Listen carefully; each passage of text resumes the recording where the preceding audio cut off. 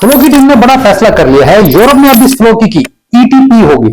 ये यूरोप की तीसरी बड़ी स्टॉक एक्सचेंज पर ट्रेड होगा। ये दूसरा मीम कॉइन होगा जो ईटीपी के साथ यूरोप में ट्रेड होने जा रहा है। इस वजह से मीम इंडस्ट्री ही बदल जाएगी और यूज केस रखने वाले मीम कॉइन अब ज्यादा तेजी से फैलेंगे। तो आइए इस अहम तरीन मौजूद पर बात करते हैं। मैं हूं अली रेहान, आप देख रहे हैं crypto Baba. Let's dive deep.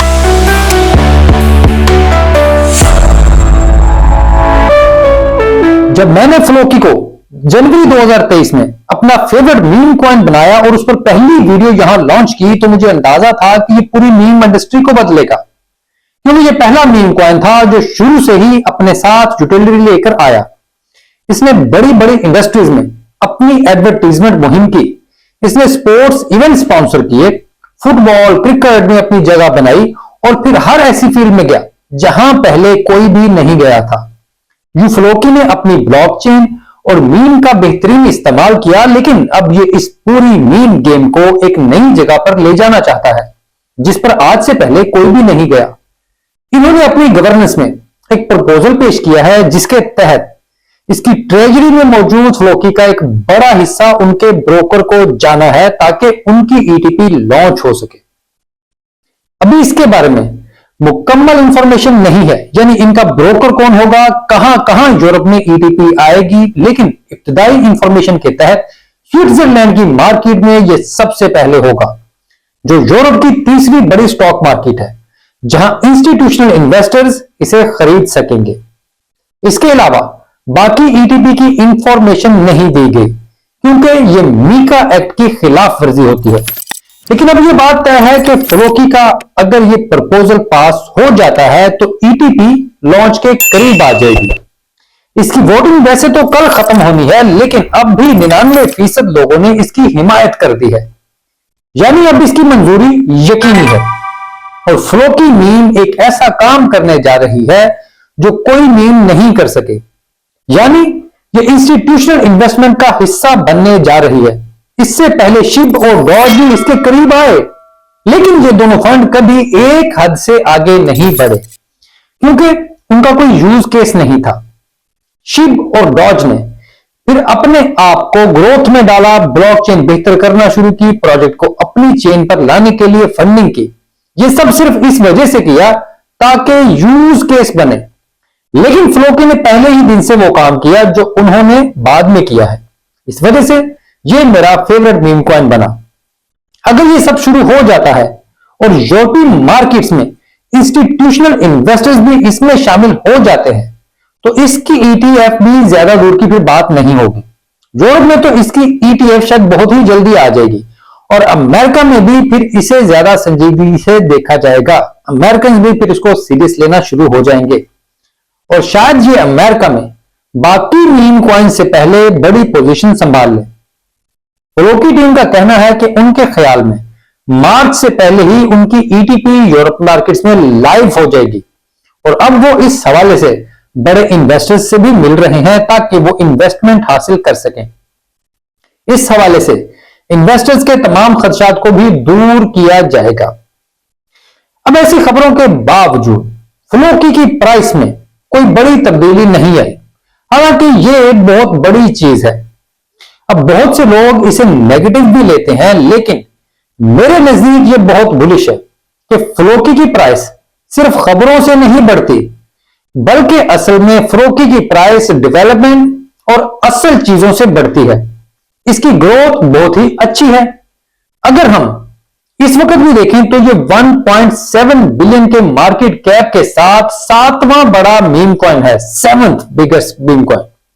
लेकिन ये सब बता रहा है कि फ्लोकी दुनिया का तीसरा बड़ा मीम कॉइन बनने के लिए पूरा जोर लगा रहा है और इसमें पूरी कैपेसिटी है कि ये दुनिया का दूसरा बड़ा मीम कॉइन बन जाए और ये शिब को हमेशा के लिए पिछाड़ दे।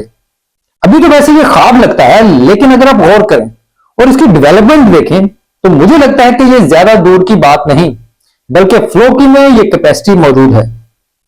फ्लोकी इस साल अब तक 400% का ग्रोथ शो कर चुका है।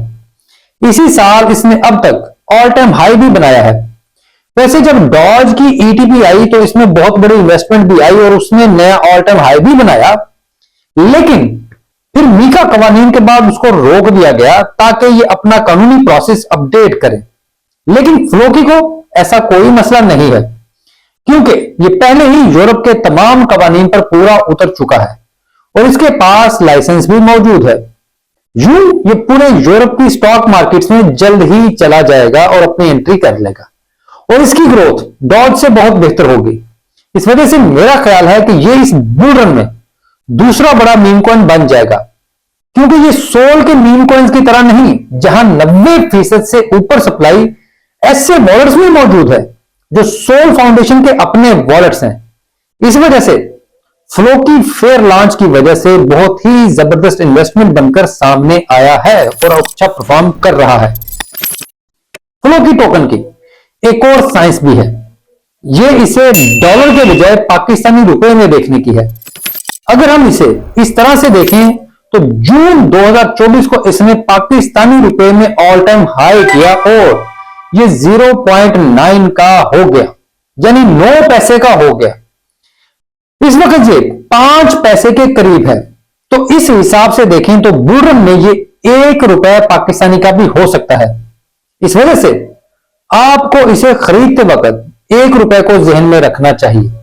अगर आपके पास 1 लाख है तो 1 लाख रुपए पाकिस्तानी ये हो जाएंगे।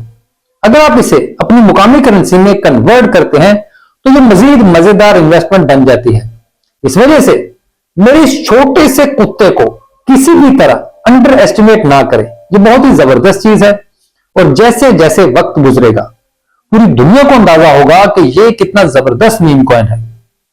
अब ये लोग जल्द ही अपनी गेम मार्केट की एनएफटी ट्रेडिंग भी ला रहे हैं, जिससे फ्लोकी का यूज केस मजीद बढ़ेगा।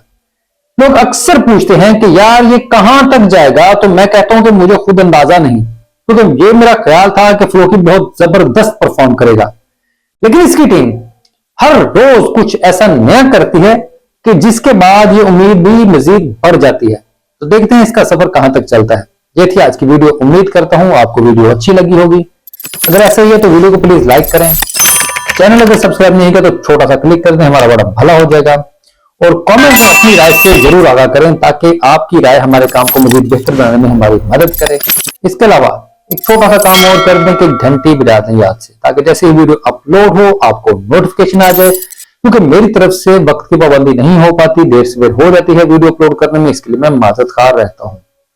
इसके अलावा मुझसे आपने राब्ता करना हो तो मैं एक्स पर मौजूद हूँ। एक्स उस तरह से नहीं चल रहा जिस तरह से चल रहा था, तो खैर मैंने एक जुगाड़ किया, लेकिन फिर भी वो चलेगा तो वीपीएन के जरिए। तो मैं कोशिश करूंगा कि बीच बीच में कभी वीपीएन लगाकर वहां पर अपनी शक्ल दिखाऊं और आप लोगों से वहां पर जो राब्ता टूटा हुआ है उसको फिर से बहाल करें। तो अब आप एक्स पर भी मुझसे राब्ता कर सकते हैं। इसके अलावा एरिना है, उसके ऊपर कल मैंने डिटेल से वीडियो की है। जो लोग उसके बारे में जानना चाहते हैं तो वो देख लें। बहुत शुक्रिया आपका, थैंक यू वेरी मच।